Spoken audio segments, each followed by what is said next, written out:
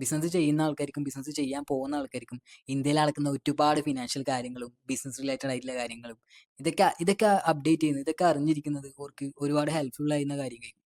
ഇന്ത്യയിൽ നടക്കുന്ന പുതിയ ഇൻവെസ്റ്റ്മെന്റ്സ്, സ്റ്റാർട്ടപ്പുകൾ, ബിസിനസ് റിലേറ്റഡ് ആയിട്ടുള്ള ഒരുപാട് കാര്യങ്ങൾ, ഇന്ത്യയിൽ ഉണ്ടാകുന്ന പുതിയ ബിസിനസ് ഓപ്പർച്യൂണിറ്റീസ്, ഇങ്ങനത്തെ കാര്യങ്ങളൊക്കെയാണ് ഇതിനകത്ത് അപ്ഡേറ്റ് ചെയ്തുകൊണ്ടിരിക്കുന്നത്. So subscribe this channel for more financial and business updates.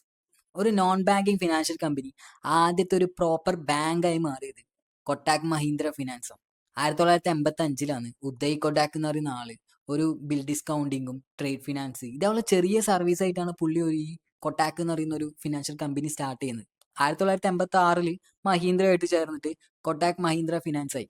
അതെല്ലാം കഴിഞ്ഞിട്ട് 2003 അവർക്ക് ഒരു പ്രോപ്പർ ബാങ്ക് ആവാനുള്ള ലൈസൻസ് RBI ഇഷ്യൂ ചെയ്യുന്നത്. ആ സമയത്താണ് ഇന്ത്യയിൽ ആദ്യമായിട്ടൊരു നോൺ ബാങ്കിങ് ഫിനാൻഷ്യൽ കമ്പനി ഒരു പ്രോപ്പർ ബാങ്ക് ആവുന്നത്.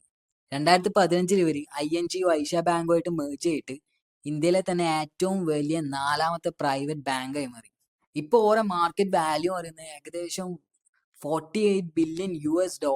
ഉദയ് കൊടാക് എന്ന് പറയുന്ന ആൾ 1985 ഒരു ചെറിയ ഫിനാൻഷ്യൽ സർവീസ് എന്നുള്ള രീതിയിൽ സ്റ്റാർട്ട് ചെയ്ത കമ്പനി. ആ കമ്പനിയാണ് ഇന്ന് $48 ബില്യൺ മാർക്കറ്റ് വാല്യൂ ഇല്ല ഇന്ത്യയിലെ ഏറ്റവും വലിയ 4ാമത്തെ പ്രൈവറ്റ് ബാങ്ക്.